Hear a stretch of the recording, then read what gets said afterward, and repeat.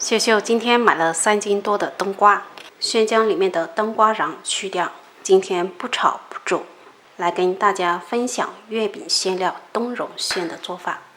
将冬瓜对半切开，将它一分为4，这样方便去皮。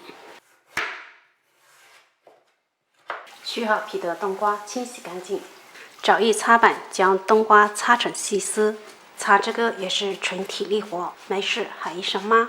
冬瓜的水分就是特别多，擦好的冬瓜丝装在纱布上，再包裹起来，尽量将它挤干水分。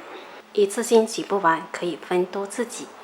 挤干水分的冬瓜丝大约600克，将它直接放在不粘锅中，开中小火，先将冬瓜丝炒熟炒透。像这样炒至透明的状态，加入80克白糖，继续中小火将白糖炒至融化。待白糖炒至融化，而且水分稍微收干一些，继续加入60克麦芽糖。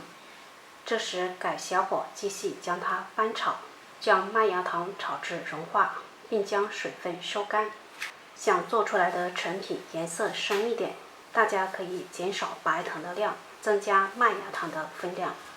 待炒干水分，加入30克薏米油。喜欢奶香味的朋友可以将薏米油换成黄油。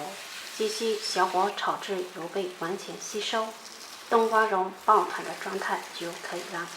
咱们的冬蓉馅就做好了，成品晶莹剔透，而且做法也非常简单。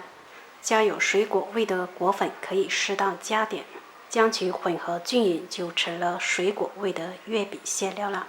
下期我们用冬蓉馅跟大家分享琼式月饼的做法，喜欢的朋友可以在家试下。